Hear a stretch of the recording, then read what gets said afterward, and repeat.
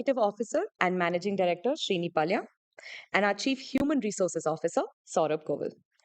We will begin with opening remarks from our CEO, followed by a financial review from our CFO. Post that, we'll open the floor for your questions. With that, let me hand over to our CEO and Managing Director, Srini Palya. Thank you, Nisha.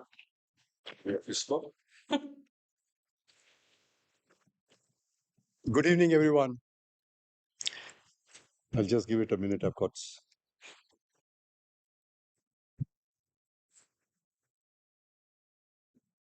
Again, good evening, everyone. Thank you for joining us today. Let me start with a quick view on Q1 and, of course, the broader environment that we are seeing today. If you recollect, we started the quarter facing significant macro uncertainty, which kept overall demand muted. In fact, our clients prioritized initiatives with immediate impact, focusing on cost optimization and vendor consolidation. And at the same time, they accelerated their AI, data, and modernization programs. We saw a clear trend of many AI projects moving to scale and production. So we quickly aligned with these priorities, deepened our partnerships, and of course, secured key deals. The large deals we closed this quarter, and of course, the last quarter, along with a strong pipeline, put us in a good position for the second half of the year. With that, let me now turn to our Q1 performance. I'll start with key financial highlights and an overview of our markets and sectors. I'll request Aparna to provide further details on the financials in her remarks. Our IT services revenue for Q1 was $2.59 billion, which is degrowth of 2% in constant currency terms within our guidance range. Our IT services margin was 17.3%, an expansion of 80 basis points year on year. In our markets, Americas grew 1.5% year on year in constant terms, and we are seeing strong deal momentum in Americas. APMEA revenue stayed flat. However, digital spending in India, Middle East, and Southeast Asia kept this market resilient for us. Europe continued to face headwinds, and clients remained focused on maintaining their competitiveness in this environment. Finally, Capco grew year on year, driven by strong performance in Latin America. Now, turning to our industry sectors. In fact, in BFSI, demand is strong and steady. Clients are modernizing their IT landscape with a sharp focus on AI-led efficiency and transformation. In fact, we won 2 mega deals here, which I will discuss later. In consumer and EMR, we are seeing a more cautious mode. Retail, CPG, and manufacturing in these sectors have been most affected by tariffs. Even though discretionary budgets are tight, outsourcing renewals are creating new opportunities for us to gain wallet share. In technology and communications, we are seeing a clear shift towards AI investments. In fact, clients are looking to innovate and future-proof their software and platforms. We won a large deal here, and in fact, that has the potential to become a mega deal. Healthcare for us continues to do well as clients invest in modernization and digital transformation. While payers are under cost pressure, the overall outlook for the sector remains positive.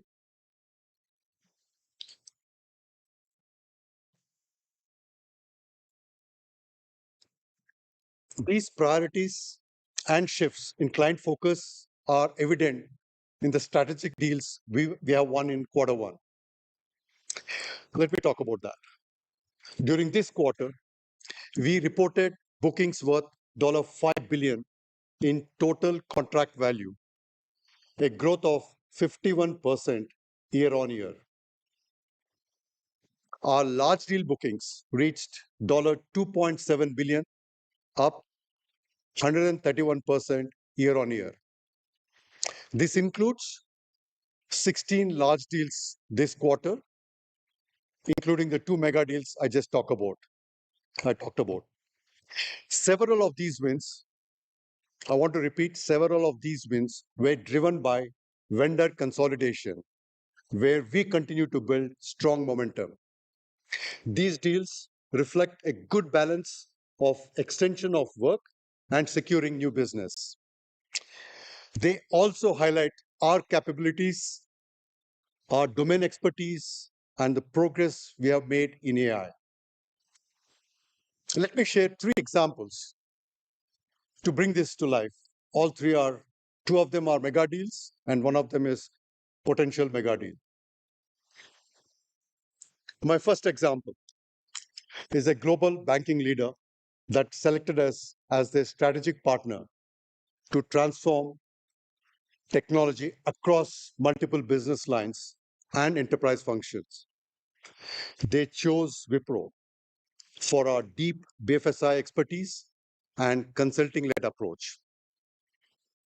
We will help transform their digital ecosystem, modernize their cloud and data platforms, and improve cyber resilience and also embed AI across their software development lifecycle to boost engineering productivity and also reimagine core processes.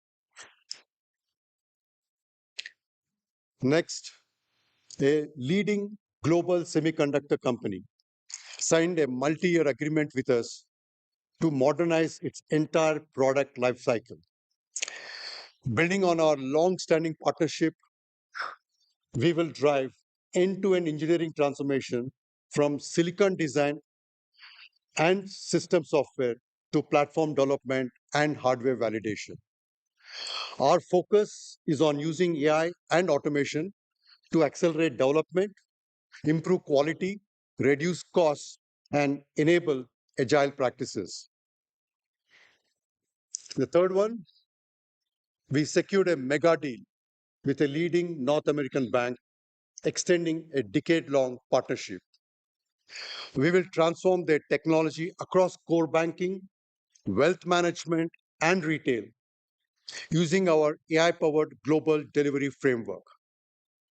In fact, this includes modernizing their cloud infrastructure, strengthening cyber resilience, and digital ecosystems and enterprise applications.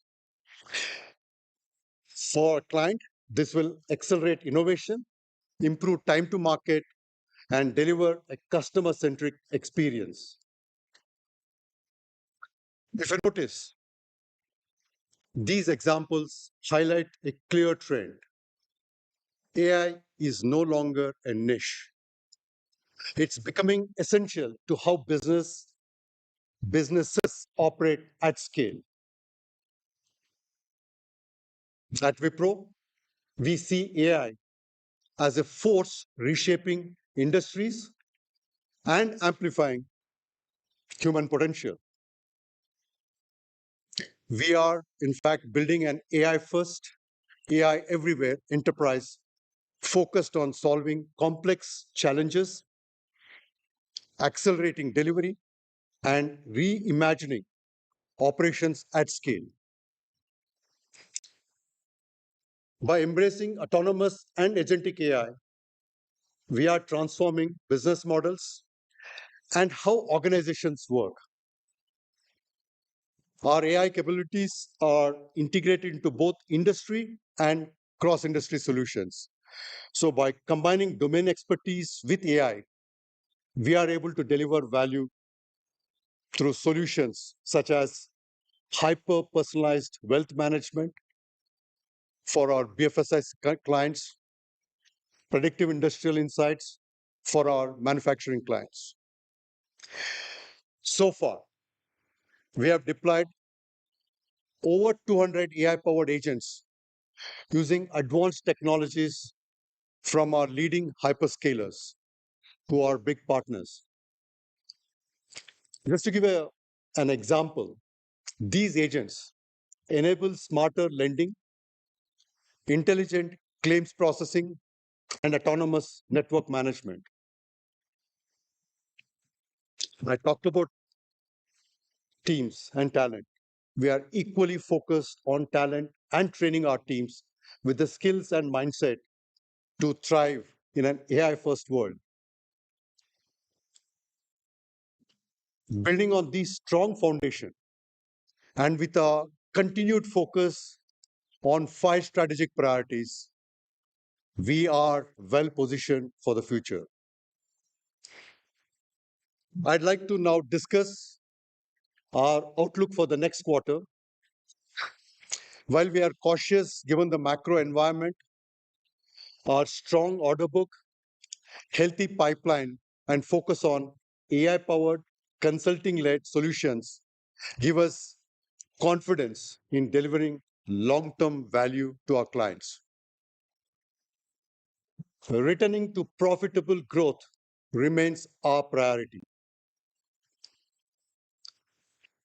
Based on our visibility, we are guiding for a sequential growth of -1.0% to +1.0% in constant currency terms. With that, let me hand over to Aparna for a detailed view on our financials. Thank you, and over to you, Aparna.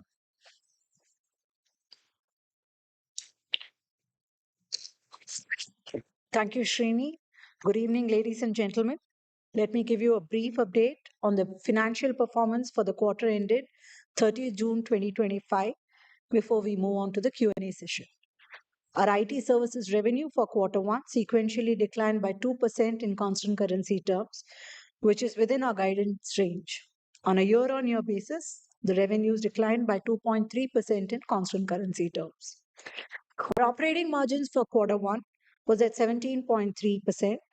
This is an expansion of 80 basis points on a year-on-year basis.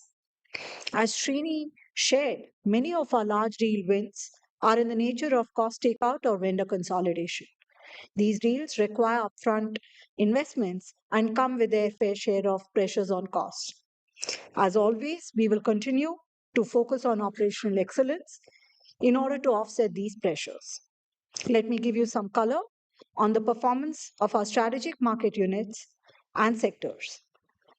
All numbers that I will share will be on constant currency basis. Americas 1 grew 0.2% sequentially and grew 5.8% on a year-on-year basis. Americas 2 degrew 1.7% sequentially and 2.7% on a year-on-year basis. Europe declined 6.4% sequentially and 11.6% on a year-on-year basis. APMEA has grown 0.6% sequentially and has declined 0.1% on a year-on-year basis. Moving on to sector performance, BFSI declined 3.8% sequentially and 3.5% year-on-year. Healthcare grew 0.5% sequentially and 3.5% on a year-on-year basis. Consumer declined 4% sequentially and 5% year-on-year. Technology and communications grew 0.4% sequentially and declined 0.3% on a year-on-year basis.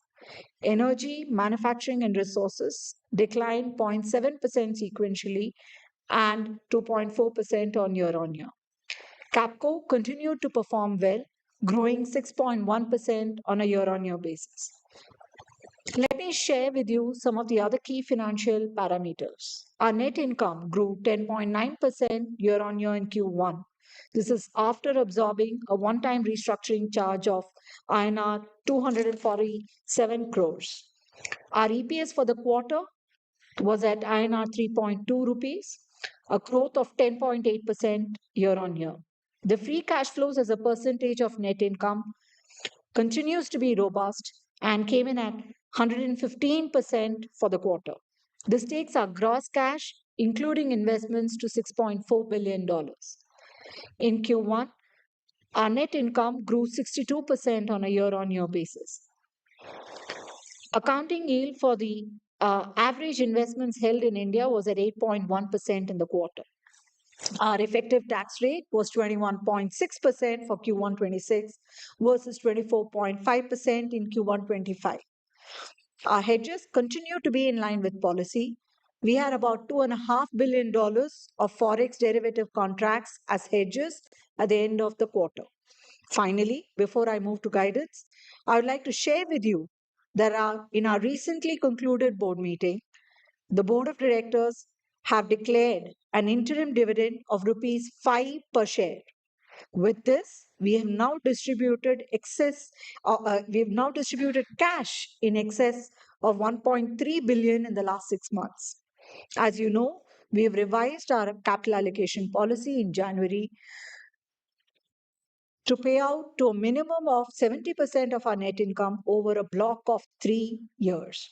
Going forward, subject to our cash position, the need for strategic investments, and board approval, our endeavor will be to pay dividends twice a year, once along with the June results and then along with the Q3 results. In terms of guidance, to reiterate what was shared by Srini, we expect revenues from our IT services business segment to be in the range of $2.56 billion to $2.612 billion. This translates to a sequential guidance of -1% to a +1% in constant currency terms. With that, I'm going to hand this over to Nisha and we'll open it up for Q&A. Thank you, Aparna. We will now open the floor for your questions. For journalists present in the room, please raise your hand for the mic and we will pass it to you. For the journalists outside of Bangalore who have joined us on Teams, please key in your questions and we'll accommodate as many as we can. To ensure that everyone has a chance, we request that you keep your questions to 2 and please introduce yourself before your publication before you ask your question. Beena, do you want to get started? Oh, sorry, Sai, go ahead. Hi, this is Sai Ishwar from Reuters News. Two questions. Srini, so what is the macro outlook right now? You said in your speech that you are cautious about the coming quarter, but still the deal wins give you, some visibility. But beyond that, has the situation changed from what we see, what you had seen in the start of Q1? And one to Aparna. So we see that Americas has grown by 5.8% constant currency. But if you see the sectors, all the sectors are down. So what has, powered this Americas one performance? And just one more, if I can squeeze in. So Srini, you have completed 1 year. Congratulations. And I think in corporate parlance, you are eligible for hikes now. So any additional mandate from the board now, since you've completed a year, or any personally also any change in additional goal posts or additional vision here since you've completed a year? Thank you. No, I completed 1 year last quarter. So you're 1 quarter little too late to ask me that question. Delay in hikes. Question. So he's asking about hiking. Okay. First and foremost, I think most important thing is to stay focused on the clients and continue to deliver on our 5 strategic priorities. So from that perspective, I think we'll continue to stay focused. Going back to your question on macro environment, I would certainly say that there is uncertainty. Okay, so the whole aspect of geopolitics continues, the aspect of tariff continues, and each of the industries and each of the countries have a different situation. But at a broadly from a sector perspective, clearly, like I said, retail, CPG, and manufacturing are the 3 industries specifically impacted by that. But if you look at, like I said, BFSI, right, the pipeline is very strong, and also deal momentum and wins are also strong for us. The clients are very focused on cost optimization and vendor consolidation. I think that's where we are winning. Having said that, the clients are also spending money on AI data, and that's where we are also staying focused on. In terms of technology and telecom, clearly, they want to protect their investments, both software and platforms. Again, a lot of investments in AI. So net uncertainty continues. So your question on America's One growth, we're very pleased with our performance. We've been growing 5.8% year on year. If you notice, our performance in America's One has been strong all through. Sectors that are doing well within the market unit, health is doing really well, and that continues to grow for us and is one of the sectors that's actually powering the growth for the market unit. We had a very good win in communications vertical in Q1 of last year. That continues to grow and build into a very good sector for us within the market unit. Consumer, even though this quarter there is slight softness because of tariff related impacts, is something that has done really well in terms of the B2C part of technology companies. We kind of categorize them as consumers, so that part of consumers doing really well, even though there was some softness in retail and CPG.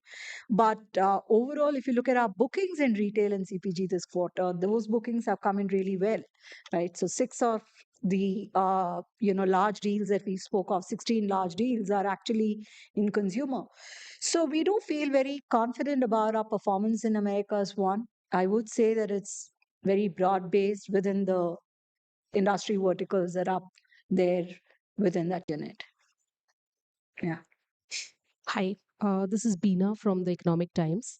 Srini, you mentioned that most of your deals have been in vendor consolidation and cost takeout.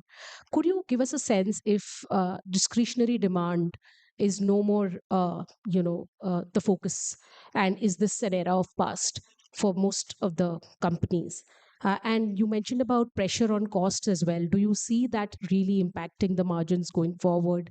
And are you seeing a revisit in terms of your pricing overall on deals across the industry, if you could just highlight.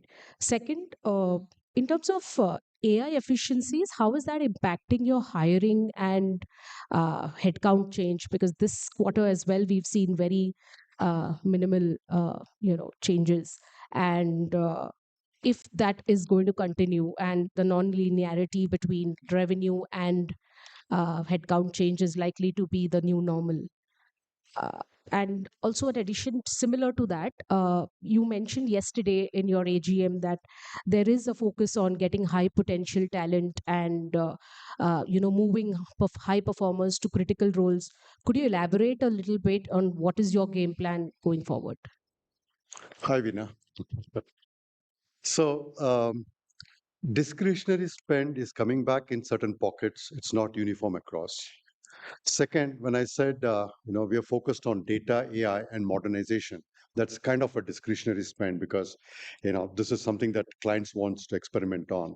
So if you look at the cost optimization and vendor consolidation, the savings that a client can get actually gets into discretionary spend. So these are the two tracks that we are seeing as far as we are concerned. This is purely based on the pipeline that we see. So there will continue to be investment on data, AI, and modernization in a big way going forward. And of course, there will be projects around cybersecurity and enterprise modernization and so on and so forth. As far as AI efficiency is concerned, I think it continues to evolve. Right. For example, I said we have built 200 agents that we have put on the hyperscalers. These agents actually address certain tasks. Right. So we are building on that. As far as talent that we have, whether it's a software development or managed services or building our industry solutions and our platforms and agents, we need the talent. However, they have to be AI trained. They have to be trained in advanced AI, and that's how I see at this point in time. There is no strong correlation in the industry yet in terms of AI and and the hiring aspect of it. I think it'll continue to evolve as we move forward. As far as high performance, you want to talk about it, Saurabh? Or In the philosophy across, and I think Srini actually reiterated it in the AGM. We continue to have people taking up critical roles who are high potential, and we have a bench strength, and we're seeing it across since last 1.5 years. Srini has come. A lot of critical roles, people have moved up and taken up those roles. So that will be in a philosophy for us, and we'll continue to build on it. so, Vinay, just to add one more, right? It's also important for our leaders to rotate laterally.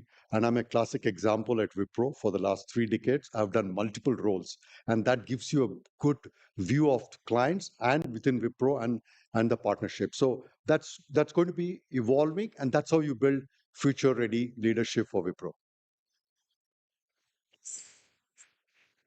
AI impact on pricing of deals. So if you look at a software development lifecycle, let's talk about it. It depends upon the tool that you use and the productivity the tool can get in coding stage, in testing stage, and in the deployment stage. So the pricing will actually put those components into it when you are actually going back to the client. So it will be part of the project cost, end-to-end project cost. Veena, you'd like to go next? Yeah. Hi, Veena Mani from the Times of India. First of all, I wanted to understand we keep talking about benefits of AI being passed on to the customer. What kind of benefits are we talking about at this point, and how is it, panning out in terms of the projects that you're getting? Are you getting more projects for the same price that you're offering, or are they asking you to take a discount and keep the scope of work the same? Aparna, if you could give the margin breakup for the quarter, and then from the talent perspective, AI talent is quite premier, quite niche in the industry still. What I gather from industry is about only 20 to 30% people are really ready to take on AI roles. Is that having an impact on the salaries that you're giving people that you hire for AI? Is there a premium involved here? The same way that that happened in the cloud cycle, people with cloud skills got more. Also, if I look at the fact sheet, there's been a if I look at the attrition right from Q1 of FY24 till now, there's been a steady increase. Now, where are we heading? Are we going back to a cycle of high attrition, increasing attrition? And is there a reason for that? Sure. All questions for you. Should I start? Yeah, Right. Vice, go ahead. So first of all, on attrition, if you look at last 4 quarters, it's been as my colleague and friend Aparna says, narrow band of 1.1, 0.2. So 15 point. We see as we move forward the attrition coming down. That is one. However, we also see that there are pockets where we are seeing higher attrition, depending on the skill and demand for that skill. But from our standpoint, we are very comfortable with this kind of a range of attrition forward. So that is one. Because we have good supply and good bench, and there is no challenge in meeting demand. On the talent and premiumness, I think that's been a norm, an industry norm for us for the last 3 decades. As new technology comes in, we have always seen this thing happen. We always have a role of building that capability and going external to get that capability.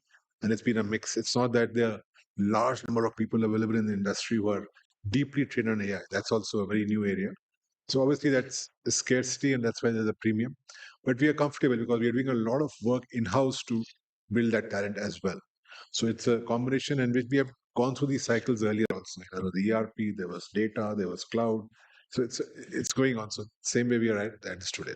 So on both these counts, we're fairly comfortable as we move forward. You had a question on margins, Ila. You were requesting for a breakup. I'm assuming you're looking for a margin walk. right, of sorts. It's been in narrow band. We reported 17.5% last quarter. We in Q1 we delivered 17.3, so that's a 20 basis points movement. If you look at forex, it's been broadly flattish. Our utilization has been flattish. We've had some savings in SG&A, and we've had the revenue decline being offset through operational improvements. That's broadly how I would characterize the margins for the quarter. You also had a question on AI and how that's been like impacting deals and pricing. See, uh, like I said, Srini had spoken about how a lot of the deals that we won are vendor consolidation, cost takeout, right? Now, these deals will have a fair share of AI, right, in terms of productivity that we bake in, and some of those benefits are passed on to the client, right? And therefore, in some sense, it has always been the case with the industry, right? That vendor consolidation deals are very intensely fought and competed, and therefore it's always likely to be competitive. But if you look at overall portfolio of the deals that you win and the pricing that you get, it's pretty much neutral and say similar. But this category of deals, there is more pressure, right? And there is a tendency to be a little bit more competitive and for you to take on more than what you can see at the moment, and therefore push yourselves to it. So that's about it. If there's something else that you want to add. Perfect. Can we have the next question from Puneet? Oh, From NDTV Profit. Thanks, Sorry, missed your name. Puneet. Puneet. Thanks for the opportunity. Just a couple of questions on deal wins has been very strong in an uncertain time, as you pointed out. How do you see the movement of these deal wins into your financials? Because we've seen that kind of impact on both revenue as well as margins for the last 2 quarters, and the margins have been a little more stark compared to the previous quarter. So if you can just give some perspective on how do these big deal wins, 16 large deals you quantified into financials. And the second is largely on guidance. You mentioned for quarter 2, a -1 to +1 percentage point. Does that largely put uh, pressure on the second half to post any kind of positive revenue growth for this year? Because it's something that's been a conversation with Wipro. So how do you tackle that as well going into H2? I know we're still in quarter 1, but how does that happen in H2 for growth in terms of revenue? That's it. Thank you. So, in terms of deal wins and conversions, some of the deals that we won have, a good balance of both extending the work that we do, and there is an element of expansion.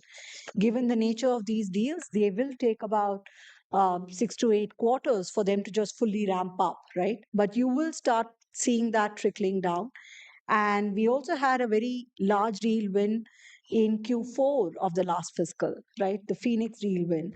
So this does put us collectively in a better shape. And, Srini also characterized that in his speech by saying that the second half is looking far more positive.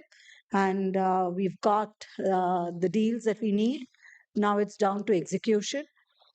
Your point on guidance for quarter 2, at midpoint, it's flat. We always guide based on the visibility that we have at the start of the quarter. We don't give a few full year guidance, but just based on the deal bookings, we've already given you a color that the performance would get better in the second half. Rishabh, you can go. Hi, Srini, Aparna, and Saurabh. Rishabh here from Money Control. So Srini, your large deal wins are at least a 19-quarter high, but the constant currency revenue growth is at 8-quarter low. So is there a delay in conversion? If you could throw more light on that. Then you have a stated goal that you'll reduce your tail end of your customers. So how is that trend playing out? Because we see that there's a continuous reduction in the number of clients that you have. Are you losing market share there? And you know, are you building LLMs, SLMs for banks because that's gaining traction and momentum? Thank you. Right. So, hi Rishabh. Let me answer the 1 and 3, and then I'll leave the tail accounts to you. On the large deal wins, right? If you recollect, in quarter 4, we announced a mega deal, which is from Phoenix, right? And that actually will get started in quarter 3. So some of these large deals do take time for the ramp up. Similarly, the deals that we have won this quarter, right? Last quarter, will take some time for us, for it to accelerate. As those deals we complete the transition, get it to a steady state, it will have an impact on the revenues in a positive way. So I'll leave it there. And I think, like you rightly said, a very strong deal wins, both a $5 billion overall deal wins and $2.75 billion of large deal wins. I think one of the highest, like you rightly said. Coming to the LLMs and SLMs, I think our strategy for our clients is we have what we call as the AI, Wipro AI platform, and we have Vega Studio. And the platform is a place where we have the complete guardrails to make sure whatever we build in the context of AI is ethical, is secure, is reliable, and responsible. With that in the context, what we do for our clients is use the LLMs that are there in the market. We don't build LLMs, but we build the SLMs, we build the models, we feed in the data, and actually help our clients to accelerate on the AI journey. Hi.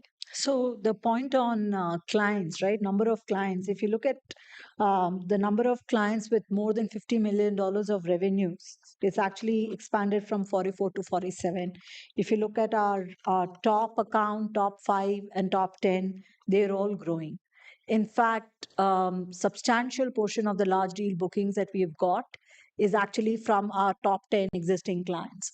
So in fact, we are doing very well. And the fact that we are winning in vendor consolidation should give you should all take heart that, it will continue to grow, right? And we continue to add about 49 clients. The drop that you see is just a result of discretionary spends being weak, which continues to play on it. But I would urge you to look at how our top client performance is, and that will continue to do well. Go ahead. Okay, good evening. I'm Uma Kannan from the New Indian Express. How your acquired companies have contributed to your growth in Q1? You did speak about, Capco, I think 6%. So how growth would be for these acquired companies in coming quarters? First. And second, Aparna, last time you spoke about headwinds on account of an uncertain macroeconomic environment and that it is putting pressure on your revenues. So, are there any signs of change that you're seeing in the second half? So, on the acquired entity performance, I think Capco has done well. We have shared that it has grown 6% on a year-on-year basis. If you look at the last 12 months bookings of Capco, it's very robust. We've had $1 billion plus bookings. So, Capco will continue to grow. And, we see good momentum in that business. In terms of other acquired entities, there's been some softness in how the S4 SAP programs. There have been some pauses, deferral owing to the tariffs, etc. But overall, we do think that it should stabilize in the coming quarters, right? What was your second question? On on revenues, we just spoke about it. A lot of the large deal wins that we have had over the last 6 months gives us confidence, right? And last time when we met, there was macroeconomic uncertainties and we guided -3.5 to -1.5. And we shared that, listen, that's based on the visibility we have. And if things were to improve, because there was substantial flux in the first 15 days of April, it has improved. And therefore, it's also reflected in the way our quarter 1 performance has been. It's come in between the midpoint and the top end of our guidance range. So there has been some improvement. Our Q2 guidance also reflects it. And our commentary that the second half will look better is also based on our own bookings that we've had. Yeah. Avik, would you like to go next? Sure. Hi, Avik Das from Business Standard. Srini, couple of questions. You talked about having a very strong deal momentum in America. So, would you be able to give me some breakup in which are some of the specific verticals that you are seeing that growth momentum headed? And you also talked about the European headwinds. What are some of those headwinds? Is it client specific or is it geography specific? Because some of your peers, of course, have been just having it the other way. Aparna, also on the questions on margins, 17.3, it's you're closing towards the the upper end of your band. Now, going ahead, would margins be under pressure, or would you be able to maintain those numbers? If you can just clarify. And Saurav, I also wanted to know that attrition has been going up in the industry over the last 12 months. So, what are some of the specific reasons for that? It's not company specific, it's industry happening across the industry. So, wanted to get your views. And again, I'll repeat the question that I also asked in April. Are the hikes happening in October? And if that is so, Aparna, would margins again be a little bit constrained in the second quarter? I did. You should start with Saurabh Go ahead. and then me and then Sri. So on the hikes, we haven't decided. It's too early. The macro environment, the current demand, uh, supply, all this will play in factors. I did not speak what are we seeing in the industry right now. But closer to the date, we'll take a call and communicate. So I think that's where we are on the margin front. On the attrition, if you look at it, and twice it's come up, let me call out the numbers. It's been last 3 quarters, if you look at it, it's been 15, 15.1. So it's not that it is something majorly, yeah, but it's been a flattish kind of a thing. There are pockets, as I said, there are skills which are in demand. There is GCC hiring that is in demand. There are some startup hiring that's in demand. So there are different pockets where we're seeing things that are happening. And ultimately, it's people with the right skill and expertise who are moving on. So I think that's where we are. But we are continuing everything. If you look at from a people standpoint, we are going to our campuses and hiring. We are hiring across the globe depending on demand is coming. And in a tough environment, we continue to be flattish on the headcount. So I don't see that as a challenge at all. From a supply side to manage the demand coming from. So you want to take? No, you go ahead, Anna. So Avik, on the deal momentum, right? If you look at our pipeline right now, it's very strong. We have a very strong pipeline in Americas. We have a very strong pipeline in Europe. We do have a strong pipeline in APMEA, right? And if we look at from a sector's perspective, like I said in my remarks as well, BFSI is strong and steady. If you look at telecom and communications, the deals momentum continues for us, right? If you look at the EMR, manufacturing is soft at this point in time.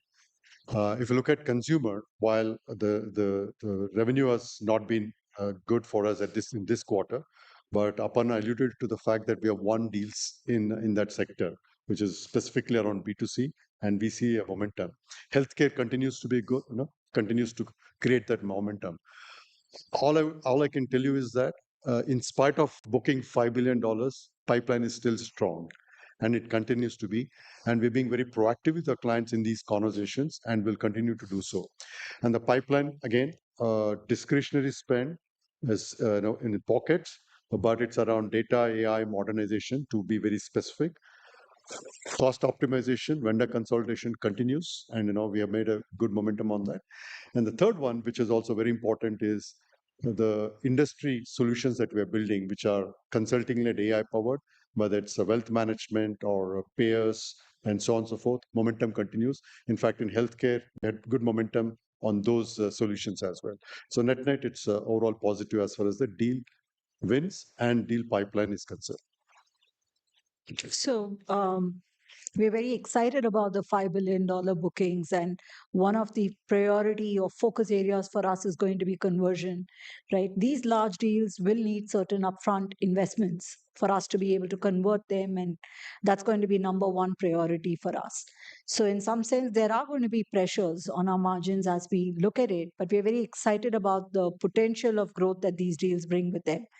Um, We've been happy with our performance on margins over the last 8 quarters. We've consistently improved, and we will continue with the same rigor for us to be able to offset these pressures. But that's how it characterizes, and we don't guide for margins.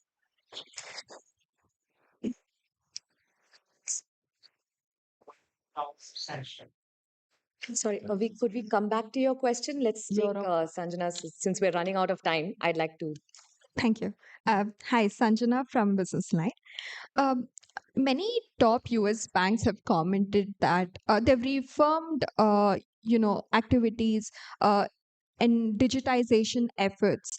Uh, but I think there has still been some softness in this vertical for you. Uh, any idea when there will be a recovery? And also, eh, I think there's been a lot of discussion about macroeconomic uncertainties persisting. Any idea when this will simmer down? Will this continue for the remainder of this fiscal? And Aparna, you mentioned that performance in H2 will be better. Is this despite the usual seasonalities and the furloughs? And coming back to the first question, do you think that discretionary spending picking up will be on the back of BFSI growth? Yeah, that's it.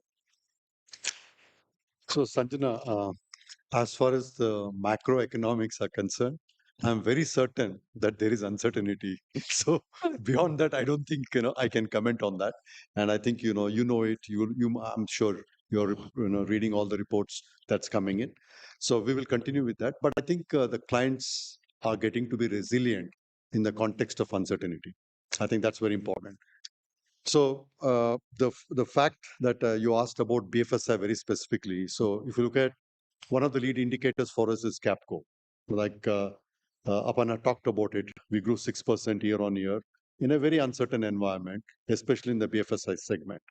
Second, if you look at the deal wins, we won 2 mega deals in this quarter in BFSI segment. So that also tells a story, right? As far as the investments that the BFSI clients, while that there are uncertainties in the environment, the technology investment continues. Right, what they want to do is bring in better experience, bring in velocity, and of course productivity into their business operations, and that is a journey I think they will continue to do at this point in time. Sorry, she has the mic. We'll ask Ayanti and then we'll come back to you. Right? Ayanti, do you want to go ahead? Yes, hi. Ayanti from Financial Express. I have a question for Saurabh. We can't hear you. A bit Can you louder, Hold the mic a little bit closer. Hi, can you hear me now? Yes. Yeah, yeah. Yes, Hi, much better. hi. Ayanti from Financial Express. I have a question on what does the increasing DOP percentage sequentially signify? Like, how do I read into that? And also, does your hiring outlook for FY26 is on track? I think it was around 10 to 12,000. Attrition of DOP. Attrition. No, nothing. So it's more seasonal and more account specific.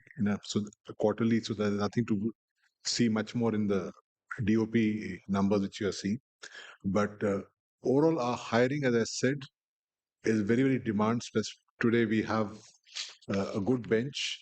Our utilization, while for the quarter has gone up, for a year-on-year basis, it's come down. So we have headspace to become better. We are gearing ourselves for the bookings which we have done and to deploy people and get revenues there.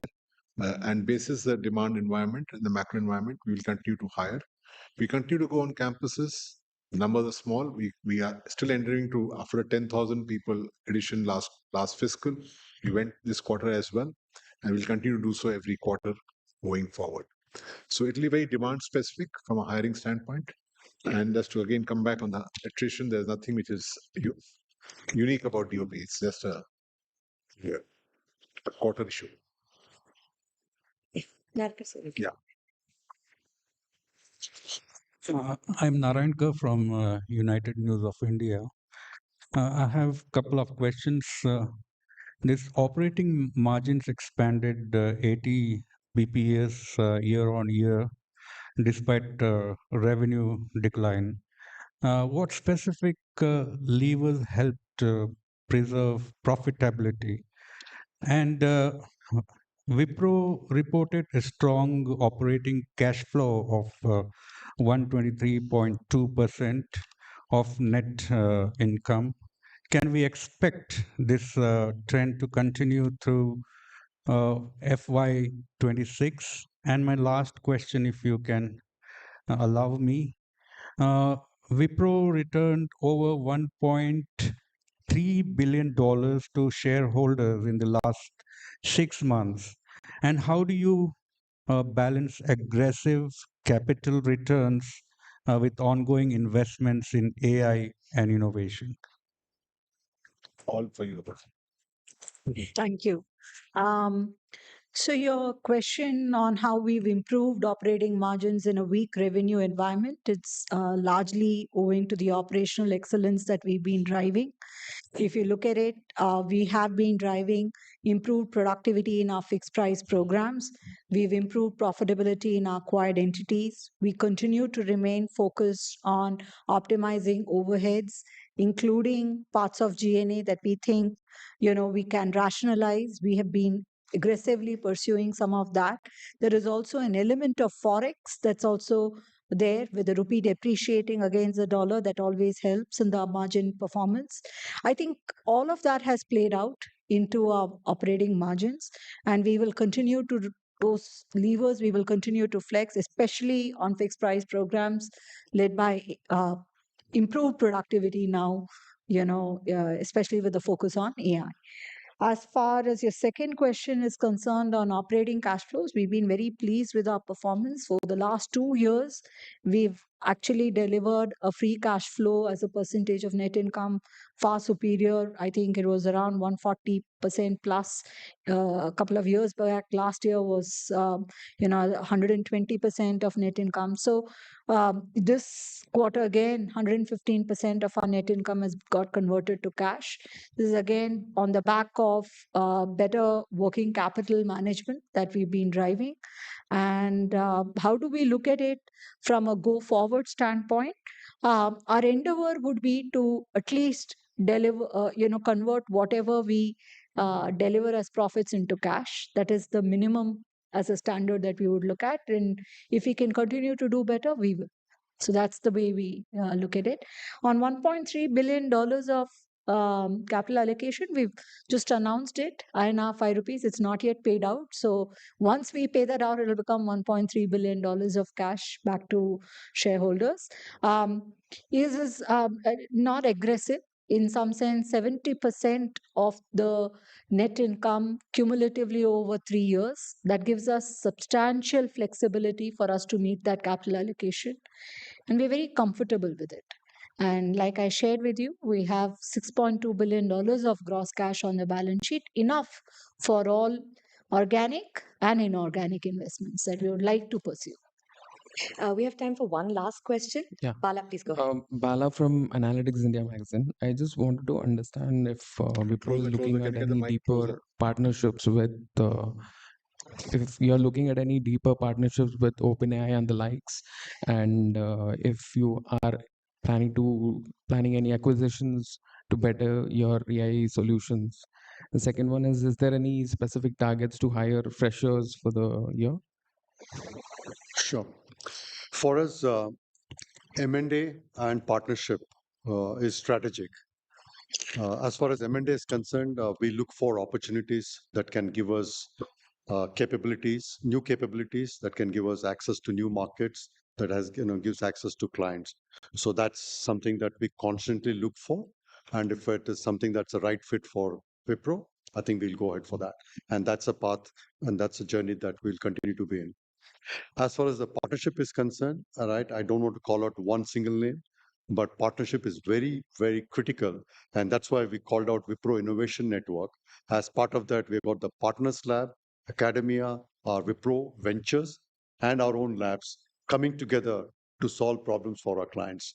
And we also called out the fields of innovation that we're going to focus on, be it robotics, be it agentic AI, be it quantum, be it cyber resilience, be it, blockchain, right? Those are the areas that we're working on. This is very important for the clients.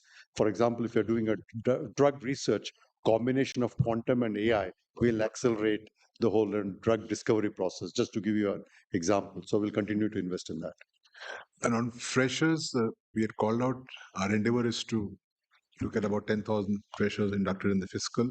We'll see how it pans out quarter on quarter, and we'll keep you posted. We will have to conclude our Q1 FY26 earnings press conference. For all follow-up questions, please reach out to the media relations team, and we'll be happy to help you. Thank you, and we will see you next quarter.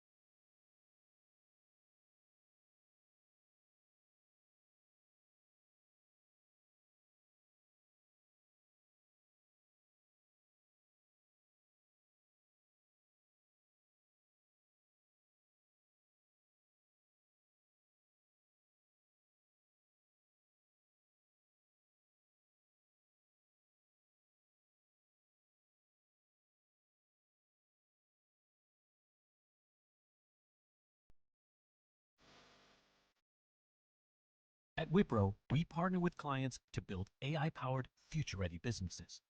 We are consulting-led, AI-powered, client-centric, industry-focused, and purpose-driven. We lead with consulting, unlocking bold client ambitions and solving complex industry challenges that deliver real-world impact. We're AI-powered, changing the game for our clients' businesses with industry and cross-industry AI solutions. Operating better as Client Zero, transforming our own business with AI, and delivering better by infusing AI across every client engagement to boost speed, quality, and productivity.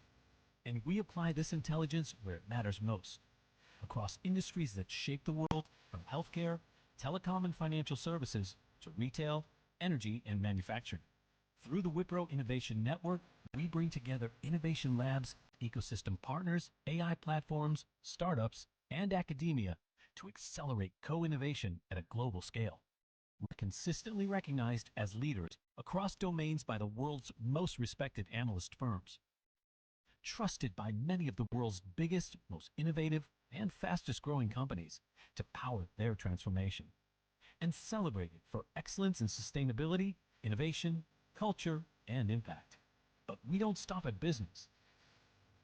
At Wipro, our progress fuels our purpose, and our purpose fuels our progress. 2/3 of our economic interest supports education, healthcare, and sustainability through the Azim Premji Foundation. Because the future we build must uplift the world we share.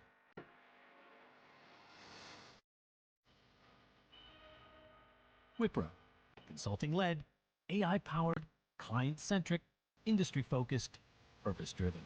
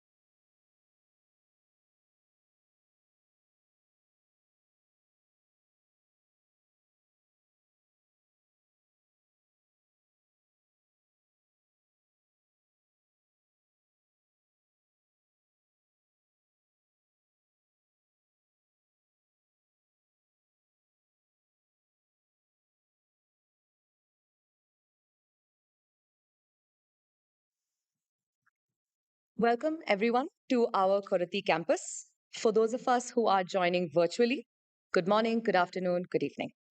We will begin the press conference for Wipro's first quarter earnings. My name is Nisha Chandrasekharan. I'm part of the external communications team, and I will be your moderator for today.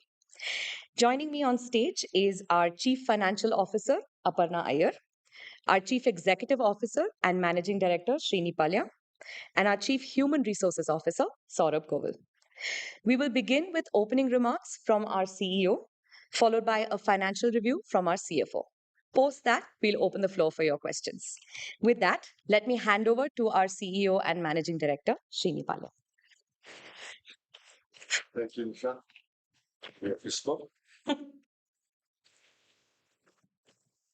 Good evening, everyone. I'll just give it a minute, of course.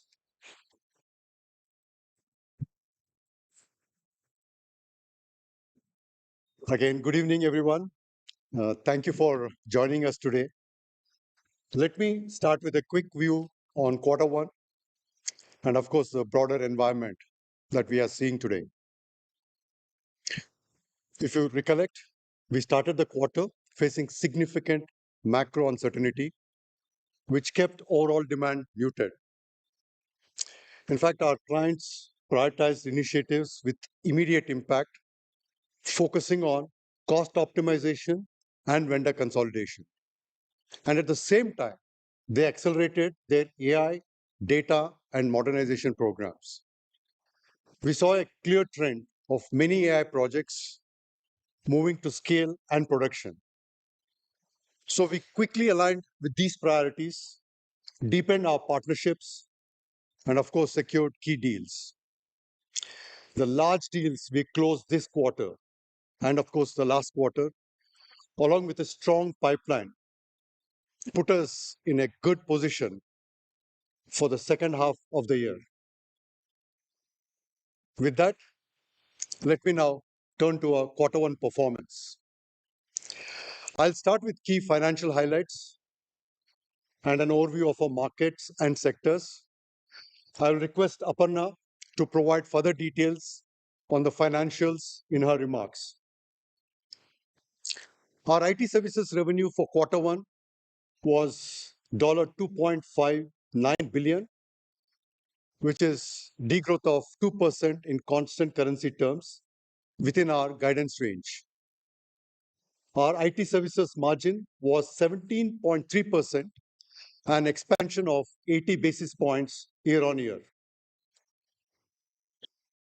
In our markets, Americas grew 1.5% year on year in constant terms, and we are seeing strong deal momentum in Americas. APMEA revenue stayed flat. However, digital spending in India, Middle East, and Southeast Asia kept this market resilient for us. Europe continued to face headwinds, and clients remained focused on maintaining their competitiveness in this environment. Finally, Capco grew year on